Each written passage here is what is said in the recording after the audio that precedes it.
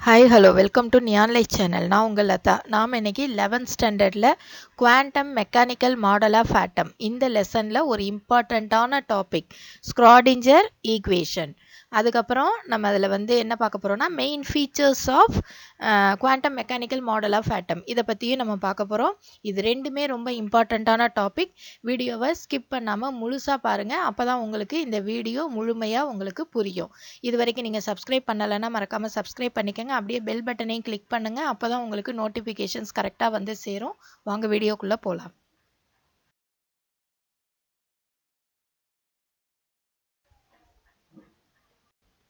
இப்போ நம்ம Schrödinger wave equation பற்றி பார்க்கலாம்.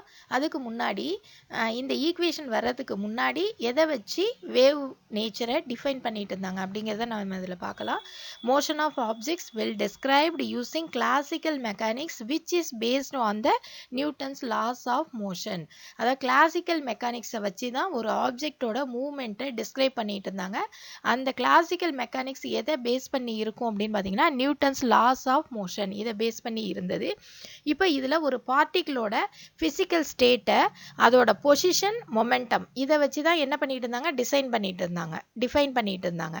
ஆனால் அதாவது டியூயல் நேச்சர் ஆஃப் த மேட்டரை இது என்ன பண்ணலை, எக்ஸ்பிளைன் பண்ணலை, அதை கன்சிடரே பண்ணலை அப்படின்னு சொல்லி நம்ம சொல்லலாம். அதனால இந்த கிளாசிக்கல் மெக்கானிக்ஸ் என்ன ஆயிடுச்சு, இந்த தியரி ஃபெயில் ஆயிடுச்சு. எதை எக்ஸ்பிளைன் பண்ணுறதுலன்னு பார்த்தாக்கா த மோஷன் ஆஃப் மைக்ரோஸ்கோபிக் பார்ட்டிகிள்ஸோட மோஷனை எக்ஸ்பிளைன் பண்ணுறதுக்கு இது தவறிடுச்சு. அதனால் அடுத்த விஷயம் ஹெய்சன்பர்க் ஒரு பிரின்சிபிள் கொண்டு வர்றாரு. அதனால தான் என்ன செய்கிறாரு, ஹெய்சன்பர்க் ஒரு பிரின்சிபிள் கொண்டு வராரு. அவர் என்ன பிரின்சிபல் சொன்னார்னா, it is impossible to accurately determine both the position and the momentum of a microscopic particle simultaneously. அதாவது சைமல்டேனியஸா ஒரு மைக்ரோஸ்கோபிக் பார்ட்டிகிளோட பொசிஷனையும் மொமெண்டத்தையும் அக்யூரேட்டாக டிட்டர்மைன் பண்ண முடியாது, அது இம்பாசிபிள் அப்படின்னு சொல்லிட்டு ஹெய்சன்பர்க் சொன்னார். இதனால தான் அடுத்து என்ன ஆயிடுச்சுன்னா, இந்த ஹெய்சன்பர்க் பிரின்சிபிளை பேஸ் பண்ணி குவாண்டம் மெக்கானிக்ஸ் வந்துச்சு. அந்த குவாண்டம் மெக்கானிக்ஸை பற்றி தான் நம்ம என்ன செய்ய போகிறோம், பார்க்க போகிறோம்.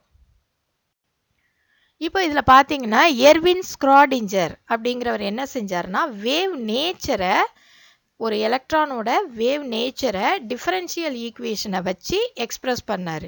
அதாவது Erwin Schrödinger expressed the wave nature of electron in terms of a differential equation. இந்த ஈக்குவேஷன் என்ன பண்ணுச்சு அப்படின்னாக்கா, இப்போ ஒரு நியூட்ரான் இருக்குது, நியூட்ரானை சுற்றி ஒரு எலக்ட்ரான் இருக்குது, அந்த இடத்துல ஒரு ஃபோர்ஸ் இருக்குது, ஒரு அட்ராக்டிவ் ஃபோர்ஸ் இருக்குது, இல்லை எலக்ட்ரானுக்கு ஒரு ரிப்பல்சிவ் ஃபோர்ஸ் இருக்குது. இந்த ஃபோர்ஸ் இருக்கக்கூடிய இந்த ஃபீல்டில் இருக்கக்கூடிய அந்த ஸ்பேஸில் எலக்ட்ரான் எப்படி மூவ் ஆகுது அப்படிங்கிறத வேவ் ஃபங்க்ஷனை வச்சு இவர் என்ன செஞ்சார், டிட்டர்மைன் பண்ணார். வேவ் ஃபங்க்ஷன் சேஞ்ச் ஆகிறத வச்சு என்ன செஞ்சார், எலக்ட்ரான் மூவ்மெண்ட்டை டிட்டர்மைன் பண்ணார். இந்த வேவ் ஃபங்க்ஷனை நம்ம சை அப்படின்னு நம்ம சொல்கிறோம். இதுலேயே ஸ்க்ராடிஞ்சர் ஈக்குவேஷன் ரெண்டு டைப்பாக இருக்குது. ஒன்று டைம் டிபெண்ட் ஸ்க்ராடிஞ்சர் ஈக்குவேஷன், இன்னொன்று டைம் இண்டிபெண்ட் ஸ்க்ராடிஞ்சர் ஈக்குவேஷன் அப்படின்னு ரெண்டு டைப்ஸ் இருக்குது. டைம் டிபெண்ட் அப்படின்னாக்கா அதில் நம்ம ஈக்குவேஷனில் டைம் வேரியபிள் இருக்கும், அந்த டைமை டிபெண்ட் பண்ணி வேவ் ஃபங்க்ஷனோட வேல்யூஸ் மாறும். அதே டைம் இண்டிபெண்ட் அப்படின்னு வச்சிங்கன்னா டைம் வேரியபிள் அதை இருக்காது, டைமை பொறுத்து அந்த ஈக்குவேஷனில் இருக்கக்கூடிய அந்த ஃபங்க்ஷன்ஸ் எதுவுமே என்ன செய்யாது, மாறாது அப்படிங்கிறத நீங்கள் தெரிஞ்சுக்கலாம். இதில் நம்ம பார்க்கக்கூடிய உங்களுக்கு வந்திருக்கக்கூடிய ஸ்க்ராடிஞ்சர் ஈக்குவேஷன் என்னன்னா டைம் இண்டிபெண்ட், அதாவது டைம் வேரியபிள் இல்லாமல் தான் இந்த ஸ்க்ராடிஞ்சர் ஈக்குவேஷன் நம்ம பார்க்க போகிறோம். டைம் டிபெண்ட்டும் இருக்குது, ஆனால் உங்களுக்கு சிலபஸில் டைம் இண்டிபெண்ட் மட்டும்தான் இருக்குது. இப்போ இதை எப்படி பார்க்கலான்னா பார்ஷியல் டிஃபரன்ஷியல் ஈக்குவேஷனை வச்சு பார்க்கலாம். இதில் ஒரு ஆப்ரேட்டர் நம்ம டெல் ஸ்கொயர் சை அப்படின்னு ஒரு ஆப்ரேட்டர் நம்ம எடுத்துக்கிறோம். இந்த சாதாரணமாக இந்த ஆப்ரேட்டர் அப்படின்னா என்ன அப்படின்னா ப்ளஸ் மைனஸ் மல்டிப்ளிகேஷன் டிவிஷன் இதுக்கெல்லாம் சிம்பிள்ஸ் போடுவீங்க இல்லையா, அதெல்லாம் ஒவ்வொரு ஆப்ரேட்டர் சொல்கிற மாதிரி இதுவும் ஒரு ஆப்ரேட்டர். இதில் சை அப்படிங்கிறது function of x y z and t எப்படி வேணாலும் இருக்கலாம். இதில் psi of x y z t அப்படின்னு இருந்தால் டைம் டிபெண்ட், இதிலே psi of x y z மட்டும் இருந்தால் டைம் இண்டிபெண்ட். இப்போ நமக்கு வந்திருக்கிறது என்ன, psi of x y z தான் இந்த ஈக்குவேஷனில் வரும். இது எல்லாமே நீங்கள் புரிஞ்சிக்கிறதுக்காக சொல்லக்கூடிய விஷயங்கள் தான் இதில் வந்து பார்த்தீங்கன்னா டிஃபரன்ஷியலில் 2 டைப் இருக்குது. ஒன்று டோட்டல் டிஃபரன்ஷியல் இருக்குது, பார்ஷியல் டிஃபரன்ஷியல் இருக்குது. இப்போ நம்ம ஒரு எக்ஸாம்பிள் பார்த்தோம்னா xy is equal to b squared அப்படின்னு எழுதணும்னா இதை பிங்கிறது கான்ஸ்டன்ட்டு, xyங்கிறது வேரியபிள். அப்போ நம்ம இதில் டோட்டல் டிஃப்ரென்ஷியேட் பண்ணோன்னா என்ன செய்வோம்னா இப்போ எக்ஸ் எடுத்துக்குவோம், எக்ஸ்லேருந்து ஒய்யை வந்து டிஃப்ரென்ஷியேட் பண்ணுவோம். அப்போ x into d y by d x plus y with respect of y வந்து நம்ம என்ன செய்வோம், டிஃப்ரென்ஷியேட் பண்ணுவோம். x அப்போ வந்து என்ன ஆகும், x வந்து 1 ஆகும். So x dy by dx plus y is equal to 0 அப்படின்னு வரும். இது வந்து டோட்டல் டிஃப்ரென்ஷியல்னு சொல்கிறோம். இதில் எந்த ஒரு வேரியபிளையுமே, வேரியபிள்னா எதுன்னு சொன்னேன், எக்ஸு ஒய், இந்த வேரியபிளை நம்ம கான்ஸ்டண்ட்டாக எடுத்துக்கலை, அதனால இது என்னன்னா டோட்டல் டிஃப்ரென்ஷியல். இதே பார்ஷியல் டிஃப்ரென்ஷியல்னா ஏதாவது ஒரு வேரியபிளை நம்ம கான்ஸ்டண்ட்டாக எடுத்துக்கிட்டு டிஃப்ரென்ஷியேட் பண்ணுவோம். அது எப்படின்னு ஒரு எக்ஸாம்பிள் பாருங்க. psi is equal to x cubed plus y cubed plus z cubed plus 3xyz அப்படின்னு இருந்துச்சு அப்படின்னா இதில் psi of x அப்படின்னா எக்ஸை பொறுத்து நம்ம என்ன செய்கிறோம், டிஃப்ரென்ஷியேட் பண்ணுறோம். புரியுதா சொல்கிறது? அப்போ psi x is equal to dou psi by dou x is equal to அப்போ என்ன ஆன்சர் வரும், 3x ஸ்கொயர்டு. எக்ஸ் கியூப்டு எப்படி மாறும், 3x ஸ்கொயர்டு ப்ளஸ் ஒய்ங்கிற இடத்துல என்ன இல்லை, எக்ஸே இல்லை, அப்போ அது கான்ஸ்டன்ட் 0, இசட்டும் கான்ஸ்டன்ட் 0 ப்ளஸ் 3 இன்ட்டு எக்ஸுக்கு 1 ஒய் இசட் 3yz அப்படின்னு வரும். புரியுதா உங்களுக்கு? இதை தான் நம்ம என்னன்னு சொல்கிறோம், பார்ஷியல் டிஃபரன்ஷியல் அப்படின்னு நம்ம சொல்கிறோம். அப்போ psi x அப்படிங்கிறத first partial derivative with respect to X அப்படின்னு நம்ம சொல்கிறோம். அதே psi டபுள் எக்ஸ் இருந்துச்சுன்னா second partial respect to X அப்படின்னு நம்ம சொல்லுவோம். இதை psi டபுள் எக்ஸ் அப்படிங்கிறத எப்படி எழுதலாம்னு நம்ம பார்க்கலாம். இப்போ இதை எப்படி அதெல்லாம் psi x அப்படிங்கிறத எப்படி அடுத்த பார்ஷியல் டிஃபரன்ஷியல் என்ன, psi xx அப்படிங்கிறது அதை எப்படி எழுதலாம், doh squared psi by to x squared அப்படின்னு எழுதலாம். அதே ஒய்க்காக இருந்தால் doh square psi by to Y squared, இசட்டாக இருந்தால் doh square psi by to Z squared அப்படின்னு நம்ம எழுதலாம். அப்போ டெல் ஸ்கொயர் psi அப்படிங்கிறது என்ன அப்படின்னு பார்த்தீங்கன்னா dou square psi by to x squared plus to square psi by dou y squared plus dou squared psi by dou z squared. இதில் இந்த del squared அப்படிங்கிறத நம்ம என்ன சொல்கிறோம், லாப்லேஷியன் ஆப்ரேட்டர் அப்படின்னு நம்ம சொல்கிறோம். del squared என்ன சொல்கிறோம், லாப்லேஷியன் ஆப்ரேட்டர் அப்படின்னு நம்ம சொல்கிறோம். இப்போ நம்ம லெசனுக்கு வரலாம். இப்போது இதில் டைம் இண்டிபெண்டன்ஸ் ஸ்க்ராடிஞ்சர் ஈக்குவேஷன் அதை நம்ம எப்படி சொல்லலாம், h psi is equal to e psi. இந்த h அப்படிங்கிறது ஹாமில்டோனியன் ஆப்ரேட்டர், இது வந்து ஒரு விதமான ஆப்ரேட்டர், இது அவ்வளோதான். இப்போ psi அப்படிங்கிறத நம்ம வேவ் ஃபங்க்ஷன் அப்படின்னு சொல்கிறோம். இது என்ன, எதனால் இந்த ஃபங்க்ஷன் வந்து எப்படின்னாக்கா it is a function of position coordinates of the particle. அதாவது இந்த பார்ட்டிக்கிள் வந்து எந்த பொசிஷனில் இருக்குது அப்படிங்கிற அந்த ஃபங்க்ஷனை பற்றி சொல்கிறது. இப்போ நீங்கள் XY Zன்னு 3 டைமென்ஷனில் நீங்கள் போடுவீங்க இல்லையா, கிராஃப் போடுவீங்க இல்லையா, அந்த மாதிரி போட்டாக்கா ஒரு இடத்துல பர்டிகுலர் பாயிண்ட் நீங்கள் குறிக்கிறீங்கன்னா அந்த இடத்துல அதோட வேவ் ஃபங்க்ஷன் என்ன அப்படிங்கிறத சொல்கிறது. ஓகேவா? அண்ட் இஸ் டினோட்டட் அஸ், எப்படி இதை டினோட் பண்ணலாம், psi ஆஃப் x y z அப்படின்னு இதை டினோட் பண்ணலாம். இப்போ இதில் E அப்படிங்கிறது என்ன அப்படின்னு பார்த்தீங்கன்னா total energy of the system. E என்ன சொல்லலாம், total energy of the system. இப்போ ஹெச்ங்கிறதோட வேல்யூ என்ன, இதை வந்து நீங்கள் டிரைவ் பண்ண போகிறதெல்லாம் கிடையாது, இது அப்படியே நீங்கள் படிச்சுக்க வேண்டியதான். உங்களுக்கு சிலபஸில் இது டெரிவேஷன் கிடையாது.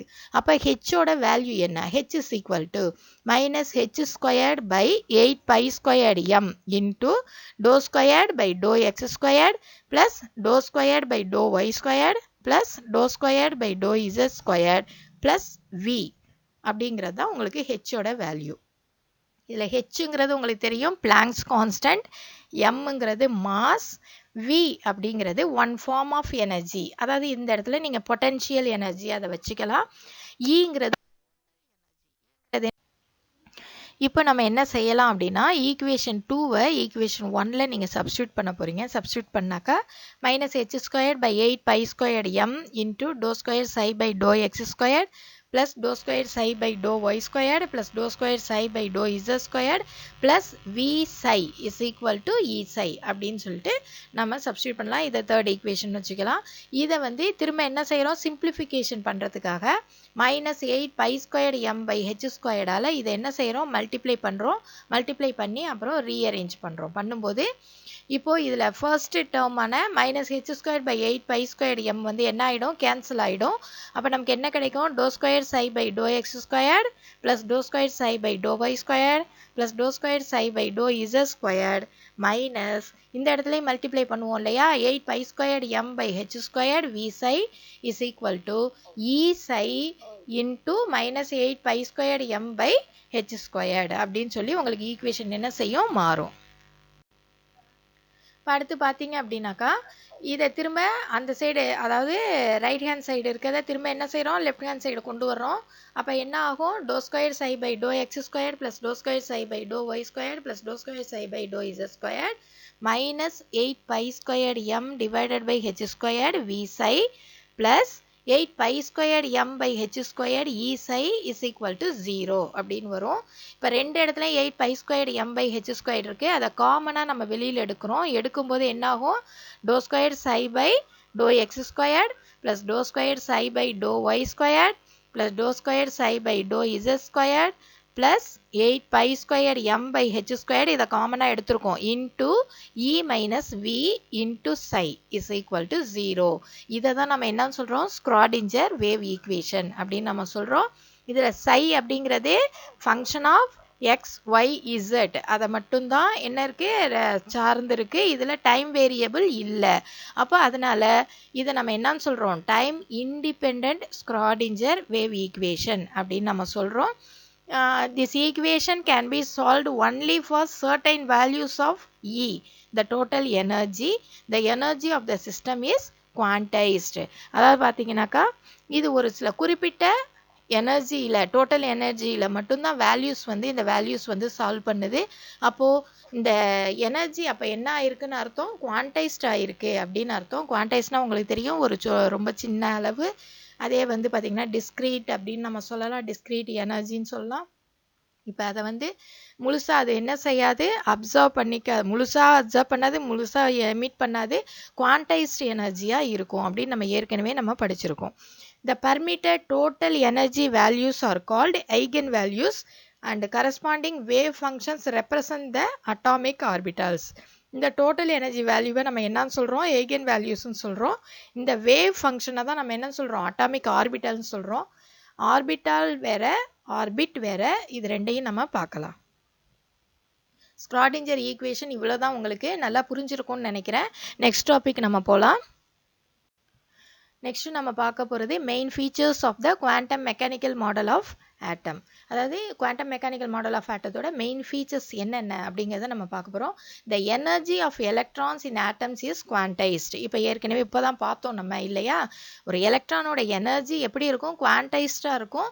அது வந்து மொத்தமாக அப்சர்வ் பண்ணிக்காது, மொத்தமாக என்ன செய்யாது, ரிலீஸ் பண்ணாது எனர்ஜியை. அப்போ என்ன, அது வந்து எப்படி இருக்கும், குவான்டைஸ்டாக இருக்கும். சரியா, அப்படிங்கிறத நீங்கள் இதில் தெரிஞ்சுக்கணும். இதுதான் ஃபர்ஸ்ட் பாயிண்ட். செகண்ட் பாயிண்ட் என்னன்னு பார்த்தீங்கன்னா, the existence of quantised electronic energy levels is a direct result of the wave-like properties of electrons. The solutions of Schrodinger wave equation gives the allowed energy levels. அதாவது wave equation, Schrodinger wave equation ஓட அந்த solution வந்து எதை கொடுக்குது அப்படின்னு பார்த்தீங்கன்னாக்கா, ஆர்பிட்டை கொடுக்குது. அப்போ எந்த இடத்துல எனர்ஜி லெவல் எத்தனை இருக்கலாம் அப்படிங்கிற ஒரு அலோடு எனர்ஜி லெவல்ஸை சொல்கிறது எது அப்படின்னாக்கா ஸ்க்ராடிஞ்சர் வேவ் ஈக்குவேஷன் சொல்லுது. அடுத்து பார்த்தீங்கன்னா, according to Heisenberg uncertainty principle, the exact position and momentum of an electron can not be determine with absolute accuracy. Heisenberg uncertainty principle என்ன சொல்லுது, எக்ஸாக்டாக ஒரு பொசிஷனையோ, மொமெண்டம்னா என்ன, ஸ்பீடையோ, ஒரு எலக்ட்ரானோட பொசிஷனையோ ஸ்பீடையோ நம்ம என்ன செய்ய முடியாது, அப்சல்யூட் அக்யூரசியாக நம்ம டிட்டர்மைன் பண்ண முடியாது அப்படின்னு சொல்லியிருக்காங்க. அதனால் குவாண்டம் மெக்கானிக்ஸ் என்ன பண்ணுதுன்னா, ஒரு கான்செப்டை கொடுக்குது. அதை தான் நம்ம வந்து ஆர்பிட்டல் அப்படின்னு சொல்கிறோம். அப்போ அந்த ஆர்பிட்டல்ங்கிறது என்ன, அப்போ ஆர்பிட் அப்படின்னா வட்டப்பாதை, அதாவது இந்த இது கே ஷெல் எல் ஷெல் அப்படின்னு சொல்கிறோம் இல்லையா, அதை தான் நம்ம ஆர்பிட்னு சொல்கிறோம். ஆர்பிட்டல் அப்படின்னா என்னன்னு பார்த்தீங்கன்னா, ஒரு 3 டைமென்ஷனல் ஸ்பேஸில் எலக்ட்ரான் வந்து எந்த அளவுக்கு இருக்கு அப்படிங்கிற அந்த மேக்ஸிமம் ப்ராபபிலிட்டியை தான் நம்ம என்னன்னு சொல்கிறோம், ஆர்பிட்டல் அப்படின்னு சொல்கிறோம். இப்போ ஒரு ஆர்பிட்டில் வந்து எலக்ட்ரான் வந்து எப்படி இருக்குது, வேவ் நேச்சரில் இருக்குது. அப்போ வேவில் என்ன இருக்கும், அப்ஸ் இருக்கும், டவுன்ஸ் இருக்கும். அப்படியே உங்களுக்கு மாறி மாறி வேவ் நேச்சரில் தான் அது மூவ் ஆகிட்டு இருக்கும். அப்போது அது எந்த இடத்துல அதிகமாக இருக்குது, மேக்ஸிமம் எலக்ட்ரான்ஸ் இருக்குது அப்படிங்கிற அந்த ப்ராபபிலிட்டியை தான் நம்ம என்னன்னு சொல்கிறோம், ஆர்பிட்டல் அப்படின்னு சொல்கிறோம். அதனால தான் s orbital, p orbital, d orbital, f ஆர்பிட்டல்லாம் நம்ம சொல்கிறோம் இல்லையா. மேக்ஸிமம் எத்தனை எலக்ட்ரான்ஸ் இருக்குங்கிறத சொல்லிடும். இப்போ ஒரு எஸ் ஆர்பிட்டலாக இருந்தால் 2 எலக்ட்ரான் தான் அப்படின்னு நம்ம சொல்கிறோம் இல்லையா. அதெல்லாம் இதை வச்சு தான் நம்ம சொல்கிறோம் maximum probability of finding the electron. இதை தான் வந்து நம்ம என்னன்னு சொல்கிறோம், ஆர்பிட்டல் அப்படின்னு நம்ம சொல்கிறோம். ஓகேவா. அதே மாதிரி பார்த்தீங்கன்னா the solution of Schrodinger wave equation for the allowed energies of an atom gives the wave function psi which represents an atomic orbital. அப்போ அந்த wave function psi அப்படிங்கிறது என்ன செய்யுது, அட்டாமிக் ஆர்பிட்டாலை நமக்கு தருது. அது வந்து ஒரு எத்தனை அட்டாமிக் ஆர்பிட்டால் இருக்கும், அந்த அட்டாமிக் ஆர்பிட்டாலை அது வந்து என்ன செய்யுது, ரெப்ரசன்ட் பண்ணுது. The wave nature of an electron present in an orbital can be well defined by the wave function psi. அப்போ ஒரு ஆர்பிட்டலில் அந்த எலக்ட்ரானோட வேவ் நேச்சரை இந்த psi அதாவது வேவ் ஃபங்க்ஷன் வந்து கரெக்டாக டிஃபைன் பண்ணி சொல்லுது. அப்போ வேவ் நேச்சர் என்னென்ன இருக்கும், நம்ம சாதாரணமாக தெரியும், வெலாசிட்டி இருக்குது, அதுக்கப்புறம் ஃப்ரீக்வன்சி இருக்குது, இந்த மாதிரியான ஸ்பீடு இருக்குது. இது எல்லாத்தையுமே இது என்ன செய்யும், கரெக்டாக சொல்லக்கூடியது இந்த வேவ் ஃபங்க்ஷன் psi தான் நமக்கு சொல்லுது. அப்போ இந்த வேவ் ஃபங்க்ஷன் psi அப்படிங்கிறதுக்கு எந்த ஒரு ஃபிசிக்கல் மீனிங்கும் கிடையாது. வேவ் ஃபங்க்ஷன் psiங்கிறது எந்த ஒரு ஃபிசிக்கல் மீனிங்கும் கிடையாது, இது ஒரு வேல்யூ, அவ்வளோதான் இது. இப்போ இதில் பார்த்தீங்கன்னாக்கா ஒரு XYZ அப்படின்னு ஒரு பாயிண்ட் நம்ம எடுத்துக்கிறோம். அதில் வந்து ஒரு சின்ன வேல்யூம் dx dy dz அப்படிங்கிற அந்த ஒரு வேல்யூமில் இருக்கக்கூடிய எலக்ட்ரானோட ப்ராபபிலிட்டி இஸ் ப்ரப்போர்ஷனல் டு, எதுக்கு ப்ரப்போர்ஷனலாக இருக்கும், psi of XYZ the whole squared, அந்த மாடுலஸ்க்கு அது எப்படி இருக்கும், ப்ரப்போர்ஷனலாக இருக்கும் அப்படின்னு சொல்லியிருக்காங்க.